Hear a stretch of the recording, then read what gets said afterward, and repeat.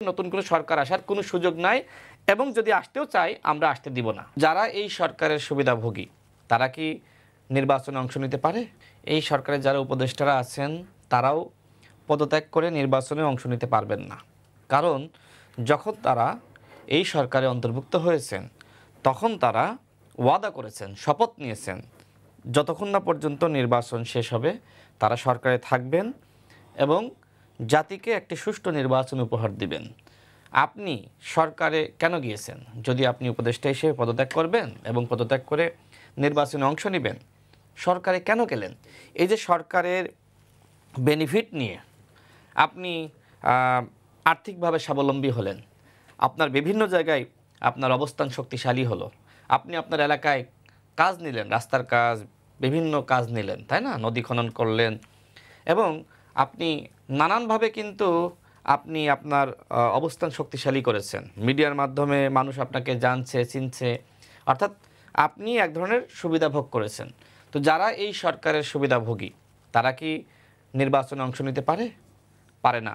সেইটা হবে conflict of interest. এই জন্য এই সরকারে যারা উপদেষ্টা হিসেবে আছেন তাদের কেউ নির্বাচনে অংশ নিতে পারবে না।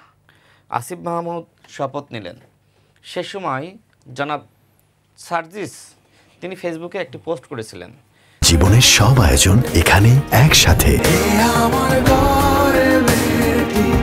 তিনি বললেন যে নাহিদ ইসলাম এবং আসিফ মাহমুদ তাদের জীবনের সর্বোচ্চ ত্যাগ করলেন উপদেষ্টা হওয়ার মাধ্যমে, কারণ তারা আগামী নির্বাচনে অংশ নিতে পারবে না। দেখেন, নাহিদ ইসলামের উপর মানুষের আস্থা বিশ্বাস ছিল যে তিনি যতক্ষণ না পর্যন্ত বিচার, সংস্কার এবং সুষ্ঠু নির্বাচন শেষ হচ্ছে তিনি সরকারে থেকে তিনি জনগণকে নতুন বাংলাদেশ উপহার দিবেন।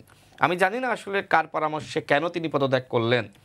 এখন তিনি সরকারের বাইরে এসে সংস্কারের কথা বলেন, গণপরিষদের কথা বলেন এবং বিচারের কথা বলেন, কিন্তু যে সরকারে তিনি ছিলেন সেই সরকারে থাকা অবস্থায় এই কাজগুলো তিনি নিজেই করতে পারতেন। এখন আপনি বলেন এই চেয়ারে বসার কারণে আমি কথা বলতে পারতেছি, দর্শক আমার কথাগুলো শুনতে পাবে, কিন্তু এই চেয়ারের বাইরে যখন আমি চলে যাব, এই রুমের বাইরে, তখন কি আমার আসলে দর্শক কথাগুলো শুনতে পারবে? ঠিক একইভাবে যদি এই সরকার থেকে আসিফ মাহমুদ এবং মাহফুজ আলম পদত্যাগ করে নির্বাচনে অংশগ্রহণ করতে চায়, সেক্ষেত্রে অন্তর্বর্তীকালীন সরকার আরেকটি বিপদে পড়বে। এবং যদি অন্তর্বর্তীকালীন সরকার ভেঙে তত্ত্বাবধায়ক সরকার গঠন করতে চাই, আমরা কি আসলেই ঐক্যমতে পৌঁছাতে পারবো? বিএনপি বলবে তত্ত্বাবধায়ক সরকার প্রধান অমুক হবে, জামাত বলবে অমুক হবে, আমি বলবো উপদেষ্টারা অমুক হবে। আমরা তো আসলে এই ঐক্যমত কমিশনেই আমরা ঐক্যমতে আসতে পারি নাই। যদিও ঐক্যমত কমিশনের নামটা কেন ঐক্যমত কমিশন দিয়েছে আই ডোন্ট নো। আমরা তো ভিন্ন ভিন্ন দল করি, কোনোভাবে ঐক্যমতে আসা সম্ভবপর নয়। সেখানে তারা আমাদেরকে ঐক্যমতে আনতে পারলো না, আর নির্বাচনকালীন নিরপেক্ষ সরকার, তত্ত্বাবধায়ক সরকার গঠনে তারা আমাদেরকে ঐক্যমতে আনবে? হাউ ফানি, এটা সম্ভব? সুতরাং যে সরকার আছে এই সরকারকে সুষ্ঠু নির্বাচন পর্যন্ত অবশ্যই এই সরকারকেই থাকতে হবে। নতুন কোনো সরকার আসার কোনো সুযোগ নাই এবং যদি আসতেও চাই আমরা আসতে দিব না।